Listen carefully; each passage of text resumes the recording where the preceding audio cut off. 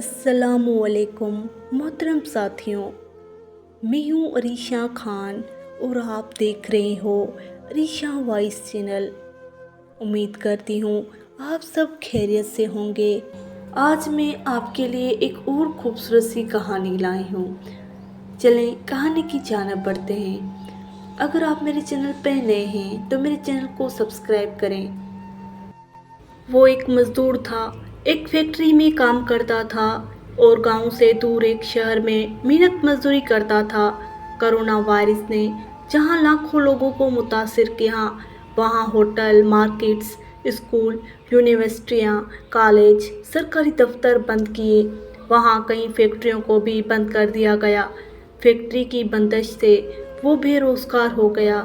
अब उसकी जेब में एक लिखा हुआ खत और 500 के करीब रुपए थे। ये खत उसकी वालदा ने लिखा था।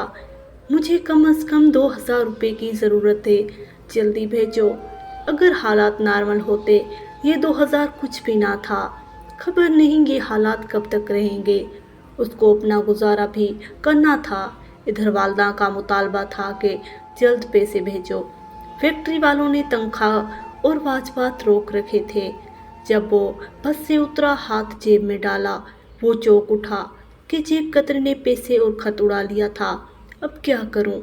अपना गुजारा भी मुश्किल और वालदा का हुक्म भी पूरा करना था नामुमकिन। वो क्वार्टर्स पर सांझे दारी से खाना खा रहा था कि एक दिन उसकी वालदा का खत मिला। खोलने से पहले ही वो सहम गया। जाने वालदा कितने गुस्से से होंगी, उसे कैसे पैसे भिजवाऊंगा। उसे वो खत याद आया जो अपनी वालदा को लिखा था कि मेरी नौकरी छूट गई है, वो फ़िलहाल पैसे नहीं भेज सकता। उसे खत पोस्ट करने की हिम्मत ना हुई। वो भी चोर ले उड़ा था। मजबूरन उसने खत खोला। लिखा था कि तुम्हारे भेजे हुए 2000 का मिनी ऑर्डर मिला, बहुत खुशी हुई।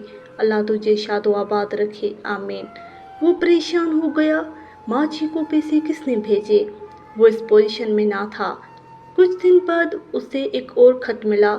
उस पर लिखा था, भाई 500 तेरे और 1500 अपने पास से मिलाकर माँ जी को 2000 भेज दिए है, क्योंकि माँ तो माँ होती है, तेरी हो या मेरी, वो क्यों भूखी रहे।